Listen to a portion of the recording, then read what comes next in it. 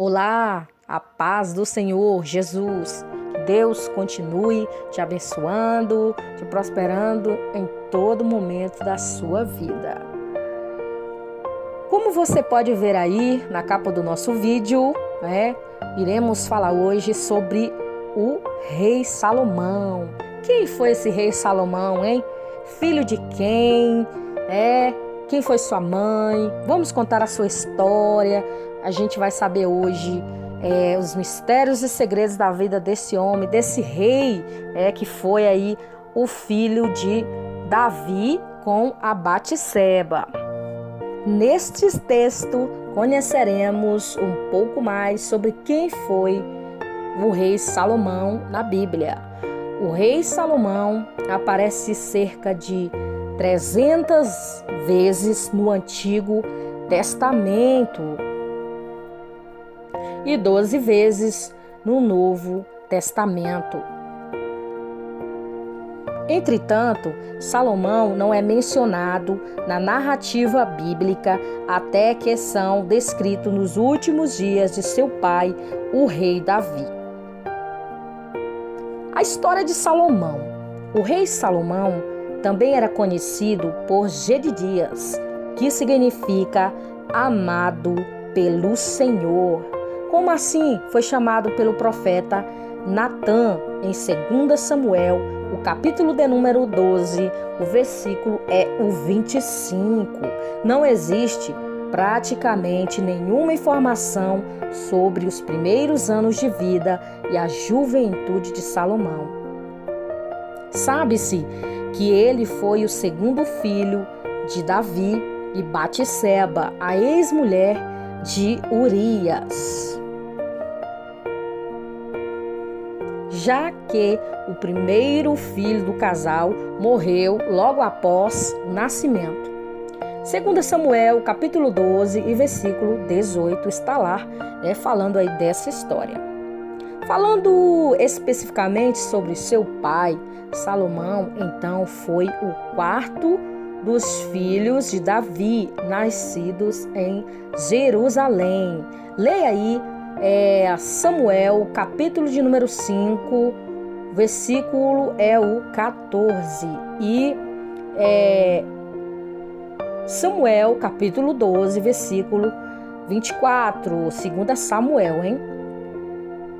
Considerando as informações bíblicas acerca de Davi, podemos estabelecer aí um parâmetro sobre o tipo de ambiente em que Salomão cresceu. Sabemos que Davi casava-se com frequência, o que obviamente resultava em constante tensão entre as esposas, e seus filhos, que protagonizavam as mais variadas intrigas e geralmente em busca de prestígio.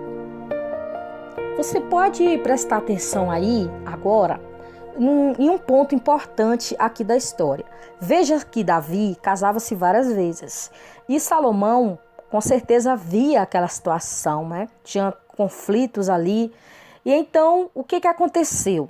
Nós sabemos que as coisas que os pais fazem, de alguma forma, os filhos vai fazer também, Então, é por isso que os pais, eles têm que ter vigilância, porque os filhos, eles não vão ouvir o que o pai e a mãe dizem, eles vão ver o quê? O testemunho do pai e o testemunho da mãe. Então ele vai prestar atenção nisso, ele não vai prestar atenção em muitas palavras, ele vai ouvir sim, mas ele vai prestar atenção o quê? O comportamento. Então o Davi casava-se várias vezes, porque naquele tempo era permitido isso acontecer. E isso Salomão via, o que estava acontecendo. Então, mais lá na frente agora, você vai entender por que eu estou falando isso. Entenderam? Vamos lá para a coroação do rei Salomão. Durante o período em que Davi esteve debilitado, antes da sua morte, houve uma intensa luta pelo trono de Israel. A oposição inicial de Absalão também pode ser vista na pessoa de Adonias, o mais velho dos filhos sobreviventes de Davi. Leia 2 Samuel, capítulo de número 3, versículo 4, e também 1 Reis, capítulo 1, versículo 5. Então nós vemos aqui que Absalão era um dos filhos de Davi e Adonias também era o mais velho dos filhos. Vamos dar continuidade aqui. Adonias conseguiu o apoio de Joabe, ex-general de Davi, e do sacerdote Abiatar, e tentou de todas as maneiras ocupar o trono de Davi, e ainda nos últimos dias dele, fazendo inclusive uma festividade de coroação. Veja, eu acabei de falar do Joabe aí, que foi o ex-general de Davi, né? Foi ele que matou Absalão.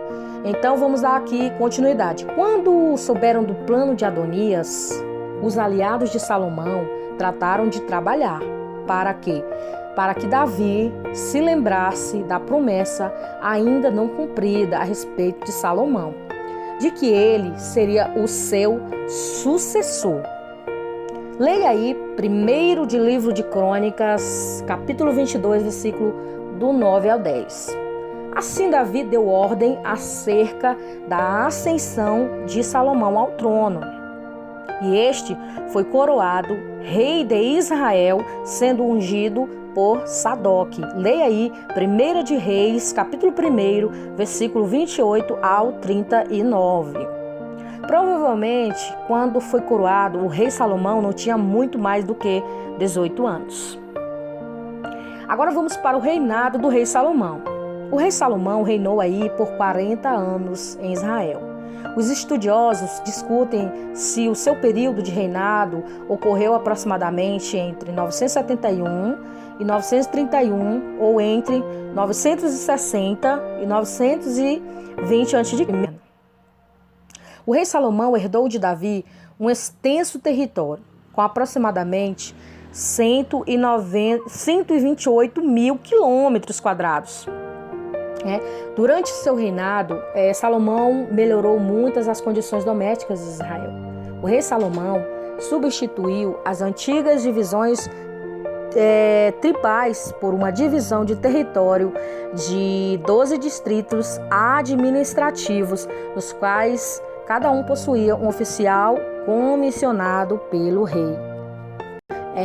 Esses distritos, na verdade, tinham a responsabilidade de prover o sustento da corte durante o ano, sendo então cada distrito responsável pelo suprimento de um mês.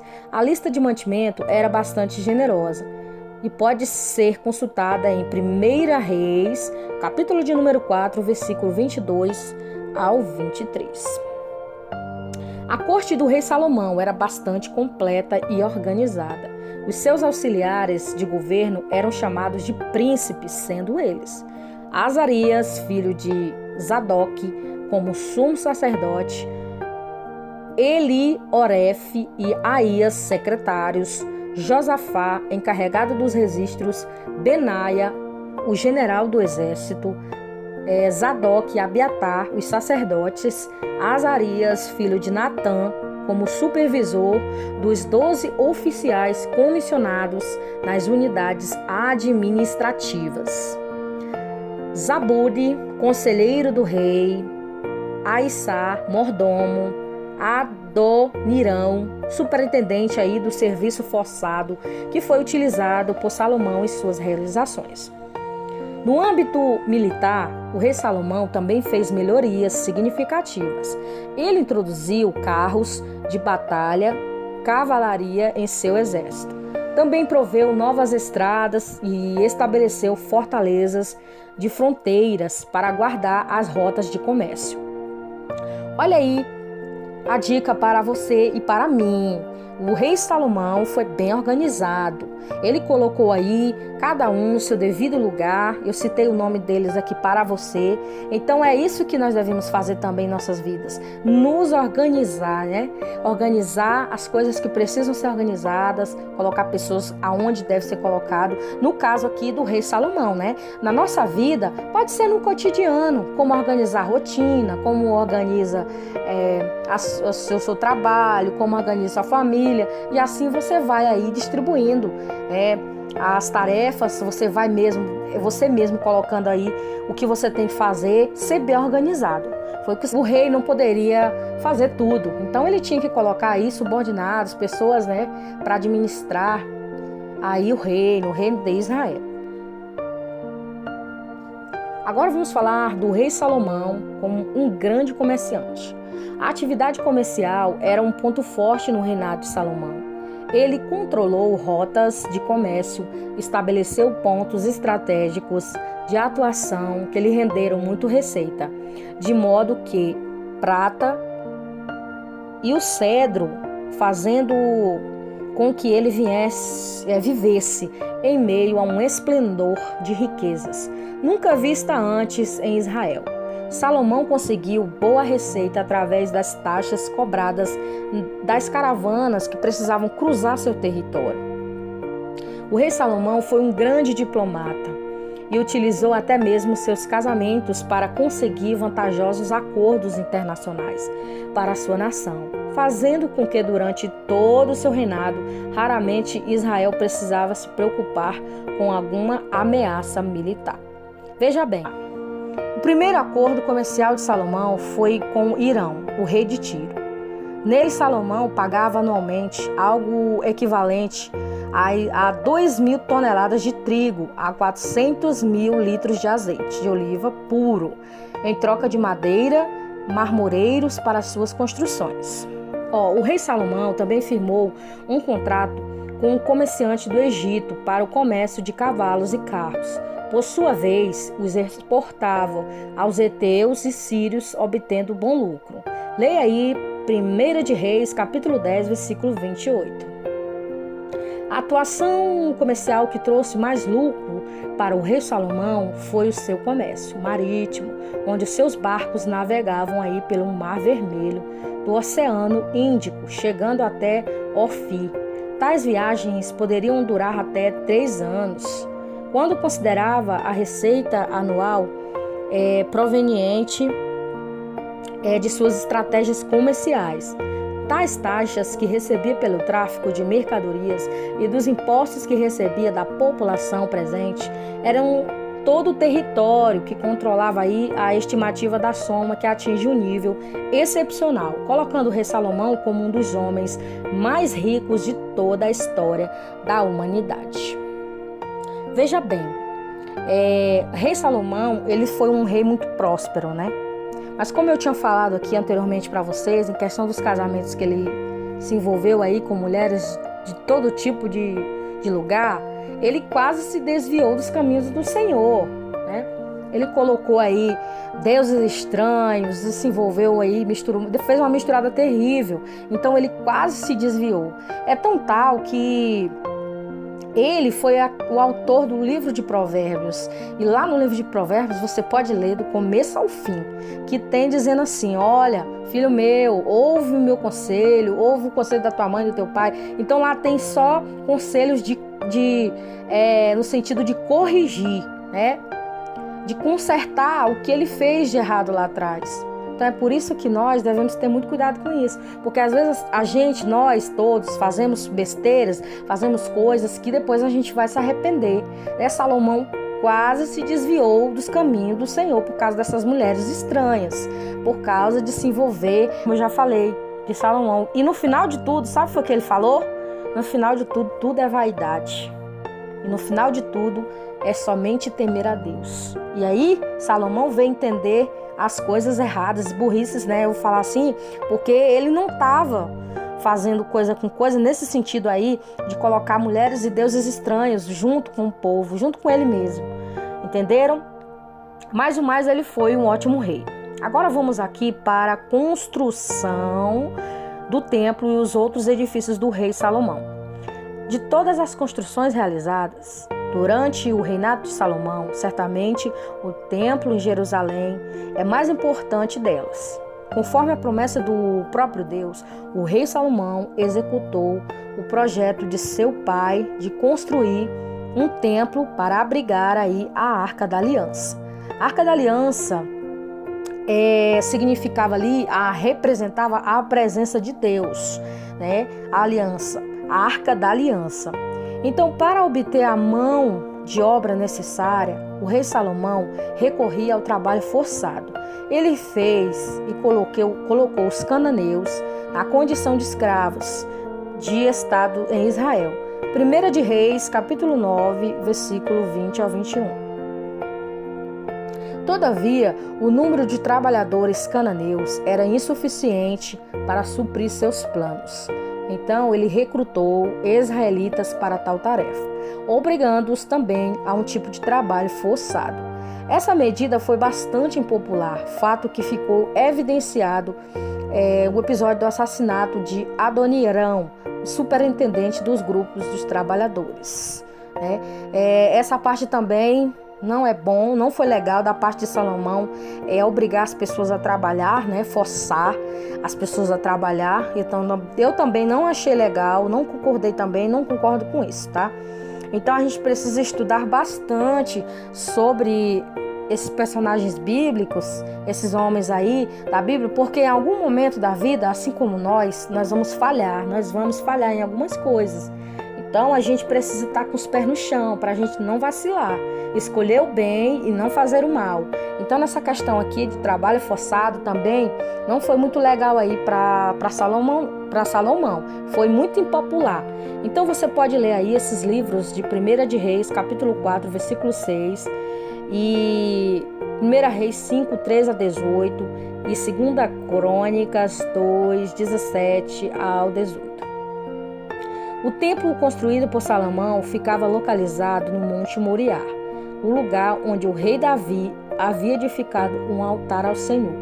Leia 2 Samuel, capítulo 24, versículo 16 ao 25.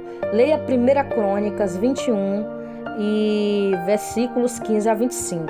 E provavelmente onde Abraão teria subido com Isaac para sacrificá-lo. Você aí que está ouvindo, meu amigo e minha amiga, é muito bom você fazer essas leituras que eu estou falando aqui para você entender melhor aqui o nosso vídeo de hoje, tá bom? Então vamos lá. Apesar de Davi ter coletado materiais para a construção do templo em 1 Crônicas 22, 2 a 4, foi no 4º ano do reinado de Salomão que ele começou a ser construído. Mesmo parecendo uma construção e 10 de largura, 15 metros de altura, e a sua construção levou aí um período de 7 anos.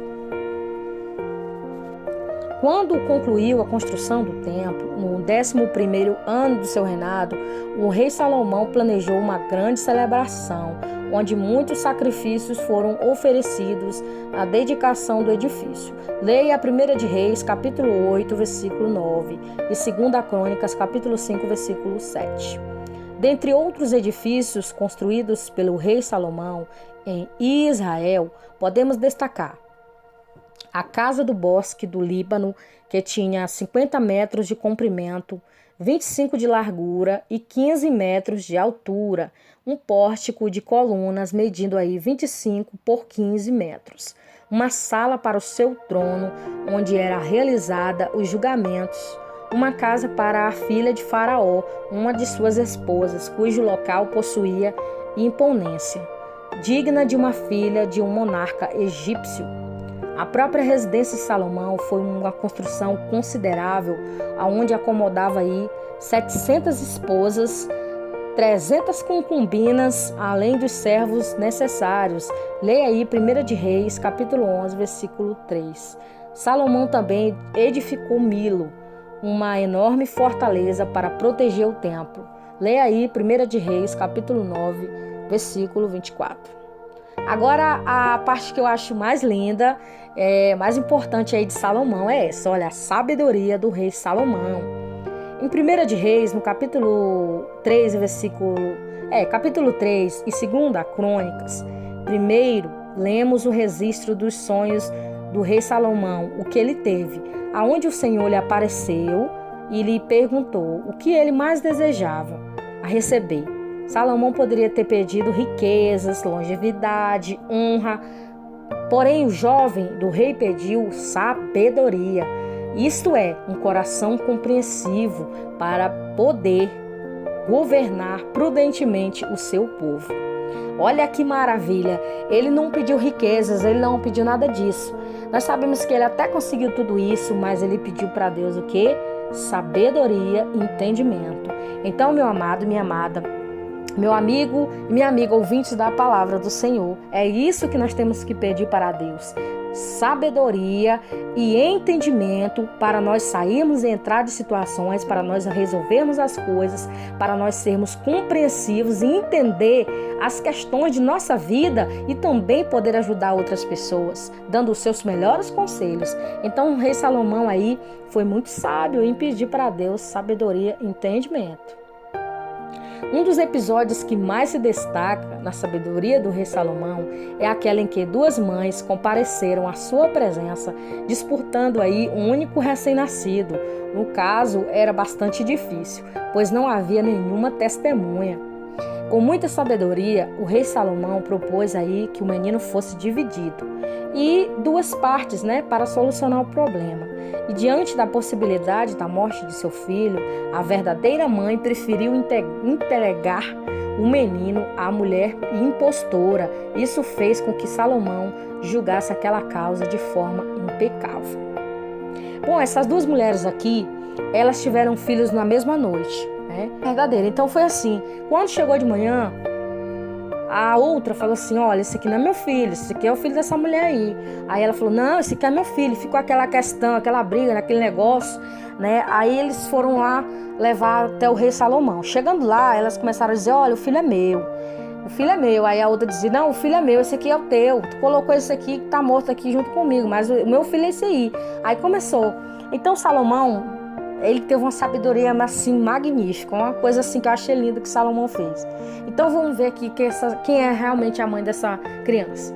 Aí ele pegou a espada, Deus deu a sabedoria para ele, ele pegou a espada e disse assim, vamos cortar então o menino no meio, aí você fica com uma parte e a outra fica com outra. Aí aqui não era a mãe, falou o seguinte, então corta. Que não seja meu e também que não seja dela, não.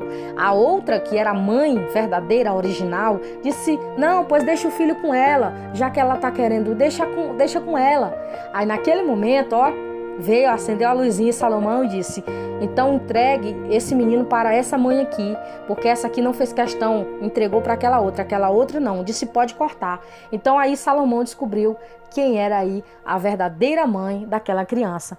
Então para mim, essa é uma das partes mais que eu gosto da sabedoria de Salomão, nessa questão aí que ele soube julgar, ele soube decidir realmente ali o que fazer naquele momento. E é isso que nós temos que também saber. O que a gente pode fazer num momento de uma situação em que alguém vai pedir um conselho, alguém vai falar com a gente. É aí que a gente tem que pedir a sabedoria para Deus e falar o que eu vou fazer para poder ajudar essa pessoa. Então é a sabedoria e o entendimento, a compreensão é que vai fazer a diferença em nossas vidas. Entendeu? Não é a sabedoria terrena, animal e diabólica aqui da terra, não. É a sabedoria que vem do alto. É a sabedoria que vem de Deus. É essa que é a verdadeira, que é a pura e que ela decide o que tem que ser feito. Amém?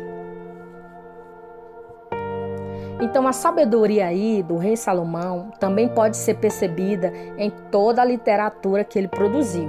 Salomão compôs milhares de provérbios, cânticos, Leia aí 1 de Reis, capítulo 4.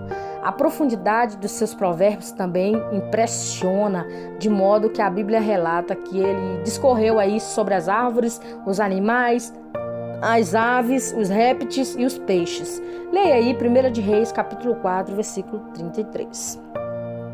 Além dos registros bíblicos, muitas lendas e documentos da antiguidade se referem à espetacular sabedoria de Salomão, entre livros da Bíblia, e atribuiu a Salomão a autoria de grande parte do livro de Provérbios, bem como Eclesiastes, Cântico dos Cânticos, também chamado Cantares de Salomão.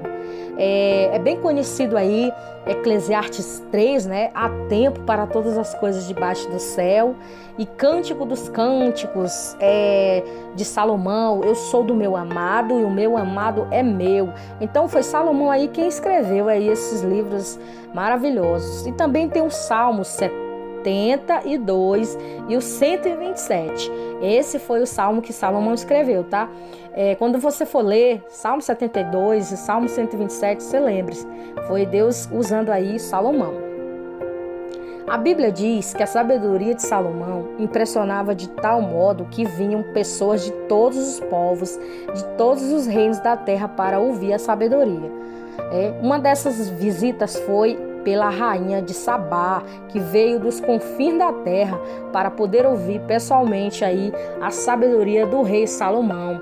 A rainha de Sabá fez muitas perguntas e enigmas a Salomão e o rei respondeu inteligentemente a todos os questionamentos feitos por ela, deixando-o completamente impressionado. Leia 1 de Reis, capítulo 10, versículo 8. Na ocasião, a rainha de Sabá presenteou aí o rei Salomão com muitos presentes, além de 120 talentos de ouro. Então, agora a gente vai para a parte final, o declínio e a morte do rei Salomão. Apesar de toda a sabedoria que tinha o rei Salomão, tomou atitudes que lhe trouxeram problemas, dentre os quais podemos destacar o trabalho forçado, no qual submeteu seu povo, as práticas comerciais internacionais que lhe de alguma forma fizeram com que a idolatria entrasse no meio do povo, pelo contato com outros povos.